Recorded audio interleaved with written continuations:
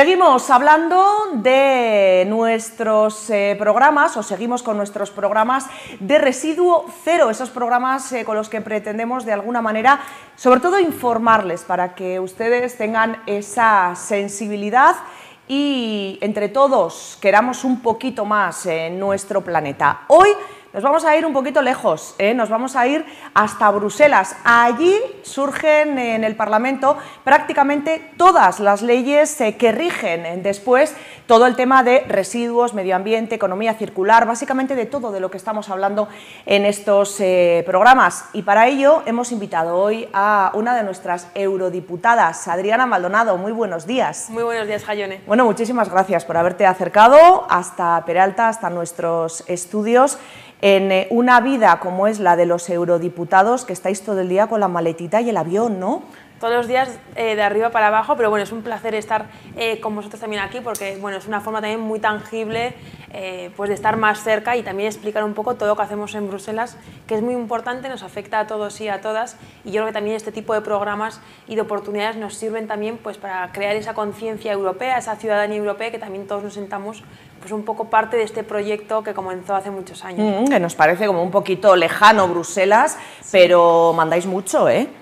Bueno, más que mandamos mucho, yo creo que las tomas de decisiones que allí tenemos afectan mucho a la ciudadanía, ¿no? A mí me gusta siempre dar un dato muy concreto, y es que es más del 70% de las leyes que aprobamos en las instituciones europeas, ¿no?, que son el Parlamento Europeo, la Comisión Europea, que es como el órgano ejecutivo, como el Gobierno, y el Consejo, que está formado por los 27 países miembros de la Unión Europea, afecta a más del 70% de nuestra actividad diaria.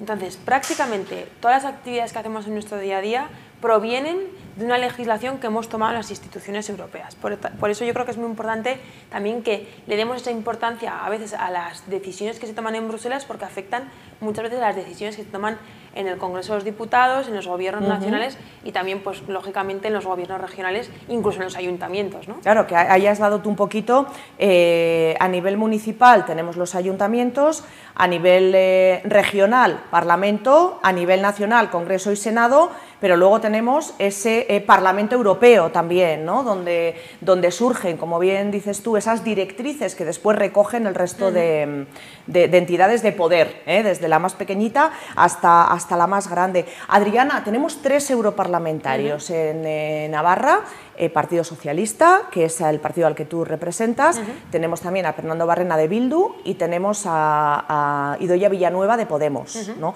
¿Cómo os hemos elegido? Bueno, la forma de elección de los eurodiputados es por una circunscripción nacional. Eso es lo que significa es que los partidos políticos hacen a nivel de toda España una lista en la que están representados pues, las diferentes comunidades autónomas, o bueno, eso ya cada partido se gestiona la lista como ellos consideran. ¿Pero por partido? Por partidos, eso es. Entonces el Partido Socialista, por ejemplo, pues hace una lista en función de las comunidades autónomas y de la importancia también que se le da a ese territorio, ¿no? Entonces Navarra, por primera vez, el Partido Socialista, en el año 2019 consiguió pues una eurodiputada, que en este caso pues tengo yo el honor de ser la que esté allí en Bruselas, y lo que hacemos en definitiva es, el día de las elecciones europeas, cualquier ciudadano de España va y coge la papeleta del partido político al que quiere votar. Se vota en bloque en este caso, Se vota, ¿no?, en bloque en toda España con la misma lista, ¿no? Es decir, se vota lo mismo en Navarra que en Almería, que en Murcia o en Valencia. Y en función un poquito de los diputados, o sea, de los eurodiputados o de los votos que obtenga ese partido, pues va corriendo un poquito esa lista de eurodiputados. Eso es. En concreto, España, el Parlamento Europeo tiene 705 eurodiputados de los 27 países, y España es el cuarto país con mayor representación. Tenemos 59 eurodiputados y eurodiputadas de todos los partidos políticos. Entonces, en función de cómo queden los votos, se hace un reparto por escaños a los grupos políticos. Y luego, claro, el Partido Socialista, por ejemplo, también está dentro de otro grupo, digamos, ¿no?, socialistas, un poquito europeos. Esto funciona así también, Eso es. ¿no? El arco parlamentario es como sería el Parlamento de Navarra, que es por familias políticas, y entonces, por ejemplo, pues los socialistas tenemos 178 eurodiputados de todos los países, entonces nos juntamos en una familia política, el Partido Popular hace lo mismo, Podemos hace lo mismo, para marcar esa posición conjunta como familia política, ¿no? Luego, lógicamente, pues a veces hay ciertas discrepancias entre los países nórdicos y los del sur, ahí en los países del Mediterráneo pues a veces votamos en bloque y los del norte de otra manera, ¿no? No siempre el voto es en función de la familia política, también muchas veces en los intereses del país. ¿No? Es un Los poco países mediterráneos muchas veces tenemos ahí como igual a lo mejor unos intereses concretos, ¿no? Vamos a entrar en harina. Hablamos de residuos, una vez de que ya nos hemos ubicado, y como les decía yo, mandan mucho en Europa. Algo que preocupa mucho y que también está muy relacionado, ¿no?, con todo el tema de sostenibilidad, de medio ambiente, el tema de Ucrania, cómo nos está afectando, bueno, por supuesto, a nivel personal, es una guerra, hay muchísima gente que está perdiendo la vida, gente que está viviendo momentos durísimos, pero al margen de esto también, y sin olvidarnos porque lógicamente es lo primero, en el tema de la energía, está afectando muchísimo esta guerra. No sé si se están tomando, seguro que sí, medidas. ¿Cómo estáis trabajándolo en Europa? Bueno, yo aquí por dar una pincelada, que siempre me gusta dar como alguna anécdota que yo creo que es interesante, la primera comparecencia que hizo el presidente Zelensky de Ucrania la hizo por videoconferencia en el Parlamento Europeo, ¿no? Y eso también yo creo que viene a demostrar un poco la importancia que cada día está tomando más el Parlamento Europeo como cámara de toma de decisiones. A mí hay una cuestión que me llama la atención, es cómo no nos habíamos dado cuenta antes, como Europa, de la dependencia que teníamos de Rusia. Claro, ahora que ha pasado todo es muy fácil decir cómo no nos habíamos dado cuenta, pero es verdad que Europa tiene y ha tenido siempre una dependencia del gas muy importante del país ruso, ¿no? Sobre todo la parte más este, desde Alemania hasta Rusia, ¿no?, hasta Polonia, Hungría, toda esa frontera. Nosotros estamos un poquito mejor, claro, España, ¿no?, es verdad, toda la parte más de la isla ibérica, el Mediterráneo, tiene una mayor autonomía, también tiene mucho que ver con nuestras horas de sol. Pero claro, cuando tomamos las decisiones en Bruselas las tomamos en bloque. Entonces lo que nos hemos dado cuenta es que la mayor prioridad que tenemos ahora en Europa es poder calentar todos los hogares en Europa este próximo invierno. Esa es nuestra máxima prioridad. No podemos llegar a un invierno en el que no tengamos capacidad de calentar nuestros hogares, nuestras fábricas y que tengamos una dependencia mayor y que el precio siga siendo como el que ha sido este último invierno, que era ya insostenible, ¿no? Por lo tanto, la toma de decisiones está siendo cómo somos capaces de eliminar esa dependencia de Rusia. La comisaria de Energía ya está en negociaciones con muchos países como Estados Unidos, Qatar, Argelia, el norte de Marruecos también, para hacer acuerdos comerciales, comprar gas, comprar energía y petróleo, para que los costes del próximo invierno sean los más parecidos a los anteriores a la guerra. ¿Por qué? Porque al final lo que estamos viendo es que utilizamos la energía para todo, y eso todos los ciudadanos de los pueblos lo podrán ver, cómo se está subiendo el precio de la gasolina, cómo se ha subido, aunque ha habido una rebaja de 20 céntimos por litro, se está viendo cómo cada vez podemos hacer menos viajes internacionales o menos viajes en avión, porque han subido un 20% los viajes incluso en avión, es decir, nuestra vida se ha encarecido como consecuencia de la energía. ¿Cómo hacemos eso? Hacer nuevos acuerdos comerciales con otros países para no depender de Rusia, y una cosa muy importante en la que Navarra ya venía hace años trabajando, y eso tenemos una ventaja con otras comunidades autónomas y con otros países, es la energía renovable. Antes de la guerra, Europa ya se había dado cuenta desde el COVID que uno de los pilares que tenía que trabajar era las energías limpias. Pues ahora es el momento de meter el acelerador a nivel político, de que sigamos apostando por esas energías verdes mucho más rápido de lo que lo hacíamos antes, y entonces también toda esa energía solar, por ejemplo, en la que Navarra ya era pionera y está trabajando, pues nos va a dar una mayor autonomía, es decir, una menor dependencia del gas y del petróleo de otros países, ¿no? Porque claro, la guerra vemos que se está enquistando cada vez más, que esto ya no es una guerra de 100 días, que esto va a más, y al final lo que necesitamos, independientemente y lógicamente priorizando la parte humana y de las vidas de los ciudadanos ucranianos, es que tengamos una menor interferencia de la guerra en nuestras economías. ¿Se puede conseguir o es compatible las energías renovables, por supuesto, lo ideal, pero el comprar en Qatar, en Marruecos, toda esa compra de energía en estos países, ¿es compatible con intentar buscar ahí ese punto de sostenibilidad también? Claro, es que es fundamental, o sea, tiene que ir de la mano. El punto de la sostenibilidad tiene que ser la hoja de ruta que nos ayude en toda toma de decisiones. Es decir, cuando hacemos un acuerdo comercial, por ejemplo, que ya se ha cerrado, muy importante, con Estados Unidos a nivel de compra de gas, ese gas es una medida a corto plazo. Pero España y Europa lo que tienen que tomar son medidas a medio y largo plazo.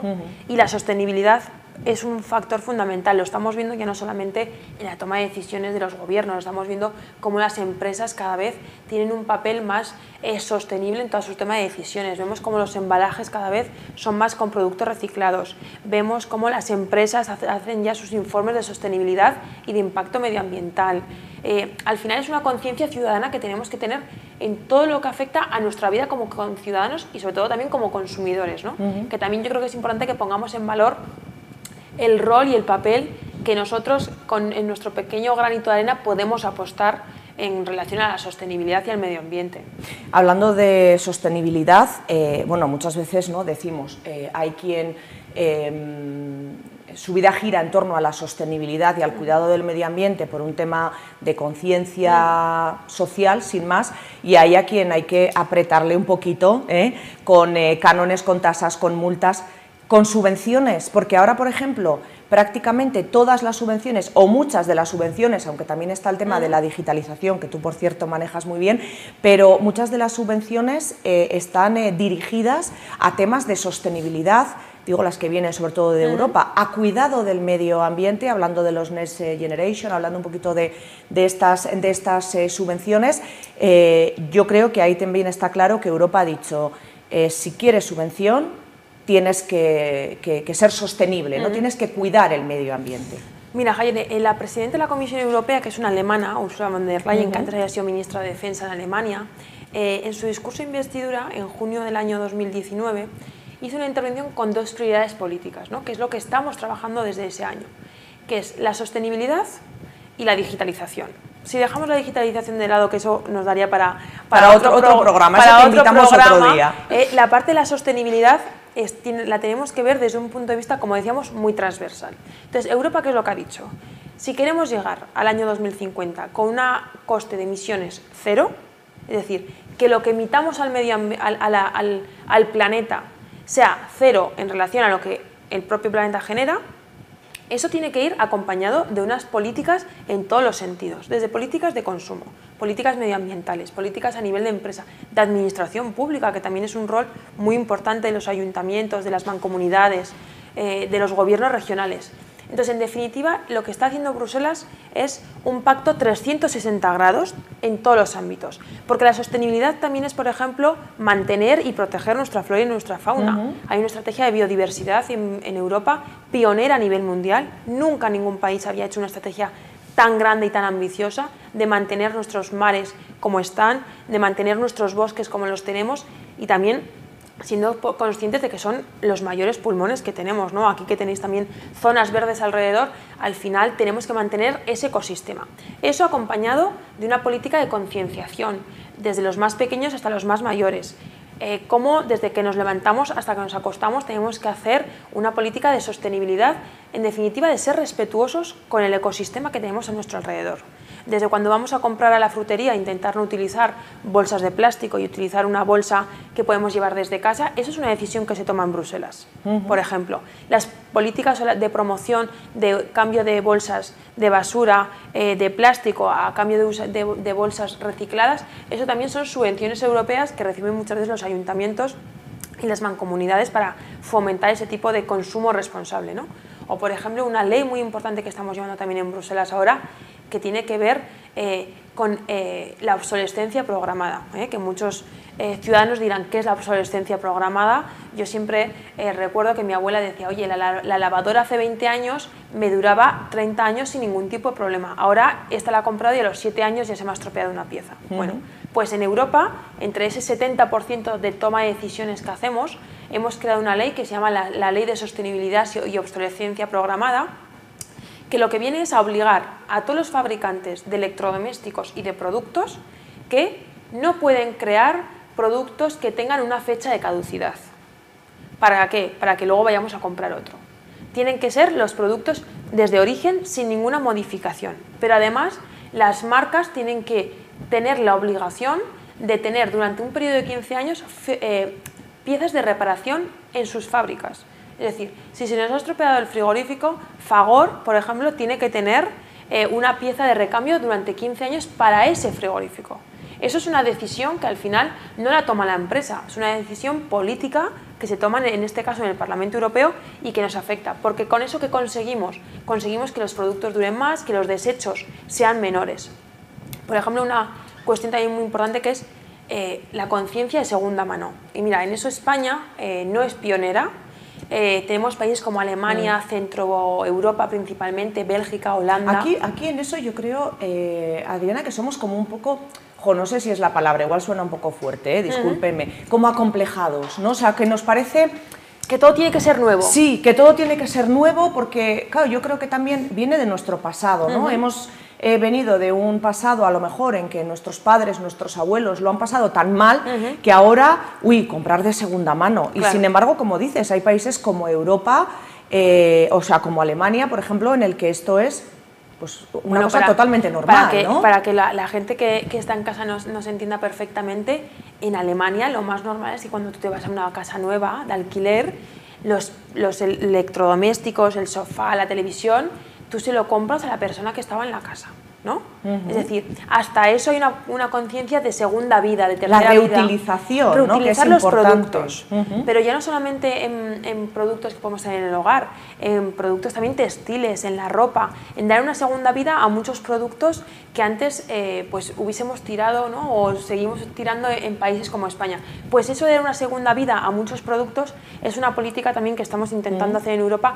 con esa economía circular, que es un pilar muy importante de todo el pacto de sostenibilidad que estamos haciendo. Al final la sostenibilidad es todo, y es todo enfocado desde un punto de vista de ser respetuoso con el planeta, de intentar de cuidar lo que tenemos y sobre todo que dejemos a las próximas generaciones, a nuestros nietos, a nuestros hijos, pues un planeta un poquito mejor de lo que lo hemos encontrado, ¿no? Con menos consumismo, con menos productos innecesarios a veces que necesitamos, y también pues con unas empresas que la hora de trabajar y la hora de fabricar lo hagan de una manera en la que gasten menos energía, en la que los productos que utilicen sean más sostenibles, más respetuosos. La verdad es que bueno, el trabajo que tenemos por delante es duro, porque yo creo que hemos estado unos cuantos años un poquito relajados, ¿no? en todo este tema, y ahora bueno, pues ha venido Paco con las rebajas, porque claro, no es ya solo, Adriana, el reutilizar para generar menos desechos, ¿no? Es que, claro, esos productos se generan con unos materiales, con unos minerales, con unos tejidos, con bueno, pues materia prima, en definitiva, que cada vez que se generan hay que extraer también del medio ambiente. O sea, que es que ya desde el origen el tema es complicado, ¿no? Claro, aquí tenemos un problema, y es que muchas veces tenemos que pararnos a pensar cuando compramos un producto, todo lo que hay detrás hasta que ese producto llega a la tienda, ¿no? Yo creo que esto es importante, porque hay muchos productos, por ejemplo, nosotros ahora en Bruselas llevamos una ley muy importante, que también el Gobierno de España está siendo un referente en esto, que es la ley de chips, ¿vale? Un chip, para que nos entendamos en casa, una tostadora tiene un microchips para que cuando vaya a saltar, cuando ya esté el producto terminado, ¿no?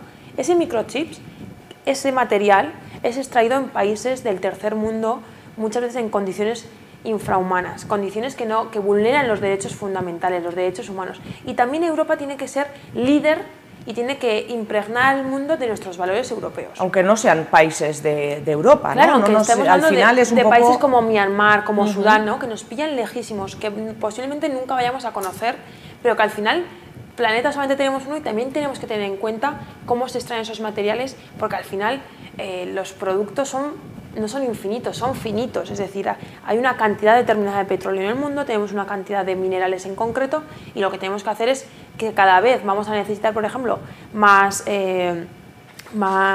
portátiles, pues oye, todos los elementos que necesitamos para crear ese portátil, que sean extraídos de una forma que no vulnere los derechos humanos, que cada vez se puedan hacer con materiales que no sean de corta duración, que tengamos suficientes para producir para todo el mundo, ¿no? Hemos visto como incluso plantas de automoción han tenido que cerrar porque no tenían materia prima proveniente de países de fuera de la Unión Europea, y han tenido que parar su fabricación, y gente se ha tenido que quedar en su casa sin poder ir a trabajar 3 o 4 días. Es decir, todo lo que pasa alrededor nuestra en el mundo nos afecta y tiene una incidencia en nuestros pueblos, en nuestros municipios, en lo que compramos, en lo que consumimos, y eso también tiene que ver con la forma en la que nos relacionamos. Entonces, ese concepto de sostenibilidad también, de cómo producimos, de toda la cadena de valor de los productos, también la tenemos que tener en nuestros pueblos y en nuestro consumo individual, ¿no? Y que lo que dices, ¿no? Y también nosotros como consumidores a la hora de comprar, ¿no? Claro. Fijarnos un poquito en cómo compramos. Ahí también tenemos o podemos hacer muchas cosas. Lo que decías de la bolsa, que bueno, es una tontería, pero nos hemos acostumbrado a las bolsas de plástico. Mira, Antes Jaione, no era así. Yo siempre pongo el mismo ejemplo. Yo me acuerdo cuando iba con mis abuelos al pueblo, que las botellas de gaseosa eran de cristal y se llevaban a la tienda. Se devolvía el casco y te se pagaban. devolvía el casco y te pagaban. Ahora eso prácticamente es impensable, no, todas las botellas de plástico. Pues posiblemente tengamos que volver a ciertas acciones que hacíamos en el pasado que estaban bien hechas, ¿no? Y volver a esos orígenes en algunas partes de la sostenibilidad que seguro nos irá mucho mejor. Seguro, seguro, sí, sí, yo creo que ese recuerdo más o menos lo tenemos Claro. Todos, ¿no? La leche, cuando íbamos a comprar leche con la lecherita, ¿no? Claro. En lugar de Sí, sí, 20.000 cajas envueltas en 20.000 plásticos con un cartón por Eso. debajo, en fin, que al final... Adriana, tenéis el Pacto Verde, que es un poco lo que yo creo que va a regir, ¿no? Si no me corriges, en la Unión Europea, todo lo que va a ser el tema de la sostenibilidad que estamos, o que estáis en este caso, trabajando. ¿Qué es el Pacto Verde, del que estamos oyendo hablar mucho?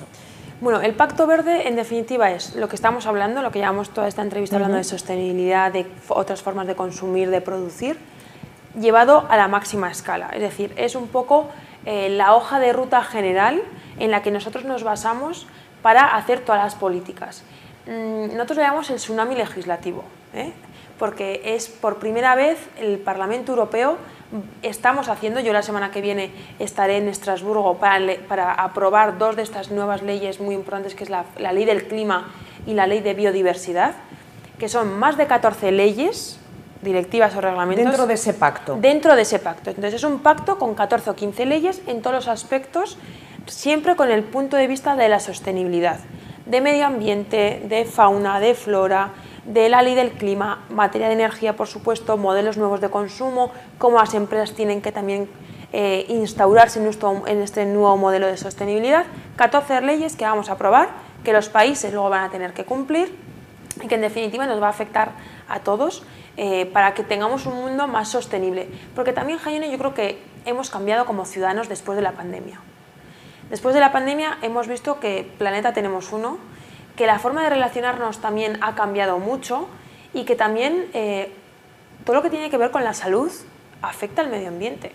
Y la relación que tengamos con el medio ambiente y la sostenibilidad tiene mucho que ver en lo saludable que sea también nuestro entorno, nuestra vida, nuestros hábitos de consumo, y por lo tanto también la Comisión Europea lo que ha hecho es dar una importancia política muy grande al Pacto Verde Europeo, es la prioridad política, y también pues los países, los gobiernos regionales, el gobierno de Navarra también ahora tiene la oportunidad, por ejemplo, de hacer todo lo que tiene que ver con la rehabilitación de viviendas. Oye, ¿cómo hacemos que nuestras casas en nuestros pueblos sean energéticamente más sostenibles? Que paguemos menos electricidad, menos calefacción, que podamos poner placas solares en nuestra casa. Que ahora que hacemos una vivienda ya tenga un diseño, el arquitecto, desde el punto de vista de la sostenibilidad. Eso también es una directriz que viene de Bruselas y que se va a poder también financiar con estos fondos europeos que están recibiendo ahora los países, y en definitiva es entre todos trabajar de una manera más sostenible para hacer un planeta mucho más justo y sobre todo pues mirando a un horizonte en el que tenemos que trabajar con entornos muy diferentes, ¿no? Porque no solamente es lo que haga la Unión Europea, dependemos de lo que haga Asia. Si Asia, que es el productor número uno de, por ejemplo, de marcas de ropa, ¿no? Se me vienen muchas a la cabeza que utilizamos en nuestro día a día.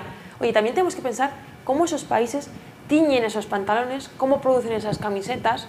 No siempre lo más barato es lo más sostenible, ¿no? Y también esa parte de consumo justo también tiene un papel importante, yo creo, en nuestro pequeño mundo, como qué es lo que podemos hacer también como ciudadanos, ¿no? O sea, que desde Europa se está trabajando con intensidad y como prioridad en ese Pacto Verde que aborda un poco todos los temas relacionados con la sostenibilidad, que, bueno, que también es muy lógico, ¿no? Si vosotros para el tema de las ayudas desde Europa pedís sobre todo, ¿no?, que se trabaje de una forma sostenible para recibir esas ayudas o que tengan un objetivo sostenible, lo normal es que también se marquen unas pautas y se tome como prioridad la sostenibilidad.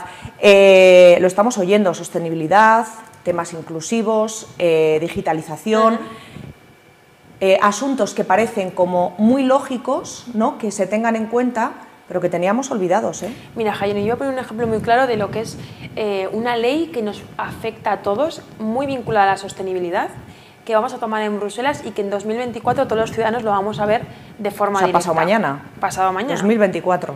2 años. Pero eso a nivel político en Bruselas prácticamente no es nada, ¿no? Date cuenta que estamos hablando del horizonte 2030 en política de sostenibilidad. Seguro que todos los espectadores que están en casa tienen un cargador para el teléfono móvil, otro para la cámara de vídeo, otro para el ordenador, otro para cualquier dispositivo electrónico. Bueno, pues a partir del 2024 Europa ha decidido que todos los tipos de cargadores van a ser universales. Es decir, que para el teléfono móvil, para la tablet, sea la marca que sea, que eso es lo más importante, va a tener que tener el mismo cargador. Eso que nos va a permitir que dejemos de tener 30 cargadores en casa, que tengamos 3 del mismo modo, y eso también tiene un impacto muy importante en la gestión de residuos, porque hay más de 11.000 toneladas al año de productos desechables, de cables que generamos. ¿Por qué cada vez que compramos un teléfono tiene que venir un cargador? Si igual en casa tenemos un cargador que funciona perfectamente, o yo me puedo comprar el cargador de forma independiente, porque cada vez que compramos una tablet o un ordenador tiene que venir otro cargador. Si yo tengo en casa 2 cargadores, lo que podemos hacer es que esos 2 cargadores los utilicemos para todo. Claro, para todo y todos, porque claro, si en una familia están, una familia media, ¿no? 4 personas, cada uno tenemos móvil hoy en día, 4 móviles, 4 ordenadores o las tablets o no sé qué, pues fíjate tú, solo en una casa todos los cargadores que hay, más los que hay de los aparatos viejos, ¿no? Que claro, como cada aparato, como dices, tiene su propio cargador, pues nos juntamos en las casas con un montón de cargadores. Pues ¿no? eso es una decisión que hemos tomado en Bruselas, que ya está aprobada. Pues mira, me parece muy bien en el esa Pleno decisión. del Parlamento, y yo creo que es una forma también, oye, de ver cómo las políticas que tomamos en Europa afectan a todos los ciudadanos por igual. No, afectan a todos los ciudadanos y además en este caso, otras estaremos más o menos de acuerdo, pero en este caso yo creo que muy acertada, yo creo que muy acertada. Adriana, ha sido un auténtico placer. Oye, vente otro día, cuando queráis. Porque además es que es súper interesante. Yo espero que también a los espectadores, seguro que sí, les haya parecido, porque lo explicas muy clarito, que es importante. Y luego es que de verdad nos damos cuenta de que muchas veces en los gobiernos nacionales o regionales se toman medidas que parece que han surgido ahí, pero es que vienen un poco de exigencias, entre comillas, de la Unión Europea. Ahora cuando nos digan cargador único, todos vamos a decir, ¡ay, ya lo dijo Adriana, que esto lo había decidido Europa! Así que vente otro día y hablamos de digitalización, muy que bien. es un poco en lo que más especializada estás tú, aunque ya vemos que controlas todos los temas, y que muchísimas gracias por haberte acercado. Hasta la próxima. Y buen trabajo. Gracias. Hasta luego.